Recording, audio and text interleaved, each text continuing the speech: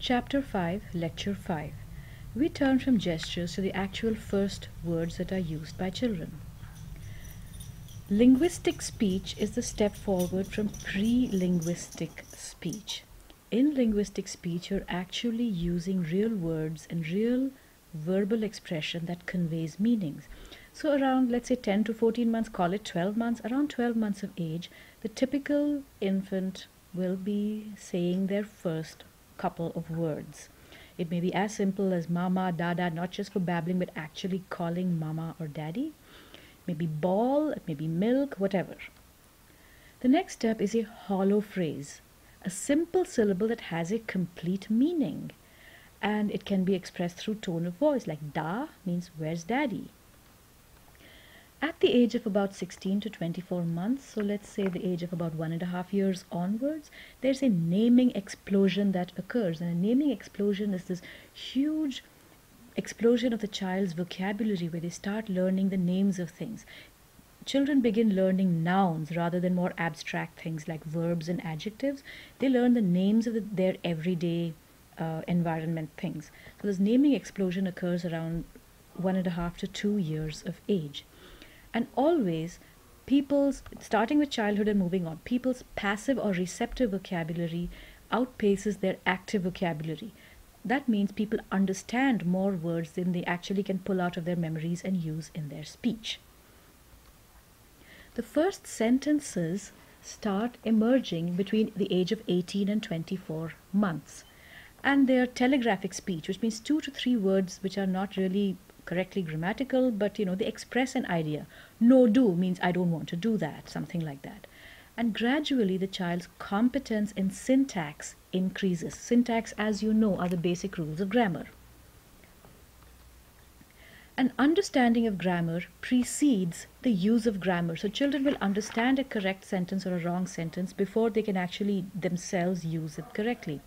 So they'll underextend word meanings. So initially they might think that doggy or car only refers to their dog or their car. It's only a little later that they'll realize that this is the name for all of these things. Or they can overextend a word meaning, that all men with grey hair are grandpa, not just your grandpa. So it takes them a while till they understand the difference between a general category and a specific case. They are also characterized by over-regularizing rules. So instead of learning that I thought about it, they'll say I thinked about it.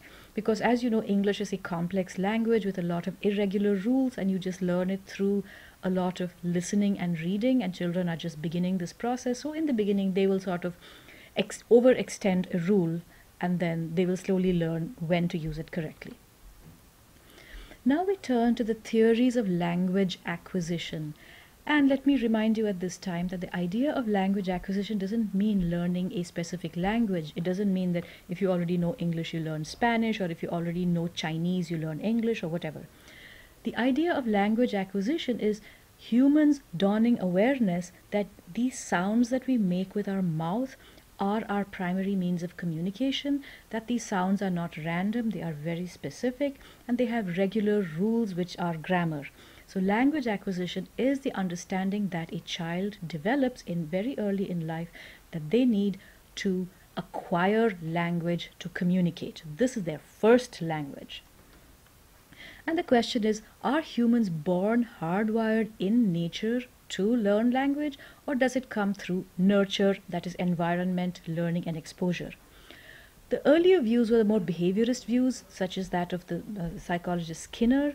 And he basically said that children are born blank in the sense that when you immerse them in an environment, that's how they learn language. They're not going to learn language if they're not immersed in an enriched environment. And you may recall this debate in the movie relating to the child Genie. So children learn language through exposure and then reinforcement and imitation. On the other hand, the famous linguist Chomsky, who was also referred to in that movie about the child Genie, Chomsky took the opposite view. He said he had a nativist view. That means children are born. The brain has an innate capacity to learn language. The human brain, he said, has something called a language acquisition device. That is a basic structure of the human brain is uniquely designed to promote the learning of language. And so children who are born with some brain damage or condition have, despite all the enrichment and environment you give them, will have difficulties in learning language. Then when you examine the situation of deaf children, as I already said, deaf children learn through imitation and practice. They learn speech, sign language through imitating their parents' gestures, and before they actually formally or properly correctly learn sign language, they're doing hand babbling. On the other hand, deaf children who are not exposed to the learning of sign language, they make up their own gestures. So when you see that, and when you see that children who are born with some brain conditions that on the one hand make it difficult to learn language, but on the other hand can be remediated through a lot of therapy and enrichment, we come to the conclusion that it's not a nature versus nurture view. It's a synthesis of both innate capacity and environment that is likely. Elements of both theories are correct. Both nature and nurture operate to enhance and enable language acquisition among children. So what are the influences on early language development? One is that the basic hardware of the brain has to be ready.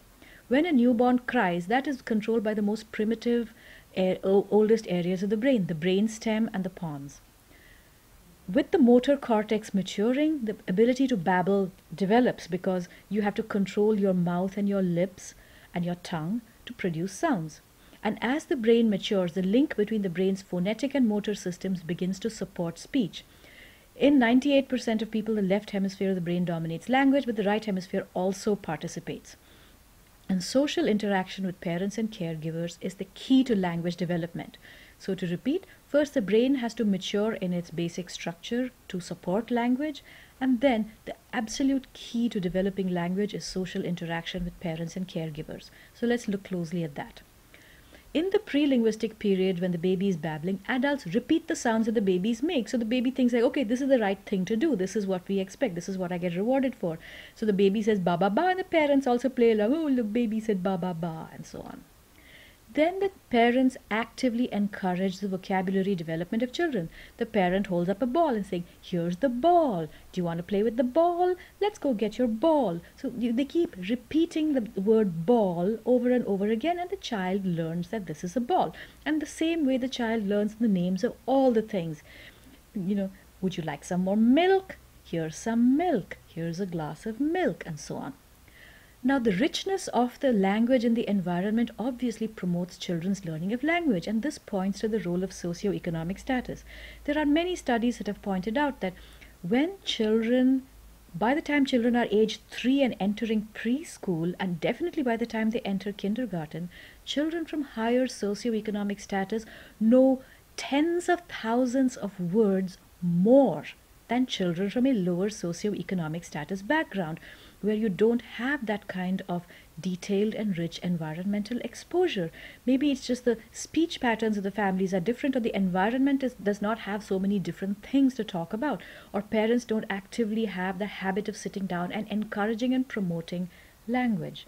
So that disadvantage of children from a lower socioeconomic background, where they know so many fewer words when they enter school, just that disadvantage builds throughout their lives. So throughout the education system, throughout K through 12, throughout college, people from lower socioeconomic backgrounds on average have lower vocabularies. However, parental warmth and sensitivity and responsiveness are the key. Studies have shown that in low-income families, parental sensitivity, regard for the child, and the stimulation that they provide develop children's vocabularies really well. So even if a child comes from a lower socioeconomic status background, if the parents are made aware of the importance of developing their children's language, and they do it with warmth and sensitivity, and they promote it through the playtime, through reading, and in every way actually, even just walking up and down steps, you go, let's go up, 1, 2, 3, 4. Let's go down, 4, 3, 2, 1. Simple everyday activities like that really in any kind of socioeconomic environment are the key to promoting language development. Bilingual parents also have a different set of challenges. Children are exposed to more than one language. It's interesting that up till about a generation ago, in the United States, not in other countries, but in the United States, being bilingual was discouraged, as they said, oh, children will get confused, or children will learn language a bit later. Nowadays, thankfully, we no longer make that mistake. Even if children who in bilingual families learn to speak a little bit later, they are very enriched because they have learned two languages. That bilingual circuit or switch in the brain has been turned on. The capacity to learn multiple languages and the huge cognitive enrichment that comes with that is encouraged. And it doesn't matter if it comes a little late. So in bilingual families, parents can do code mixing, that is within one sentence you can mix words from different languages. Parents also do code switching, that sometimes they'll speak in one language, sometimes they'll speak in other languages, and the children will definitely learn to understand all of these complexities.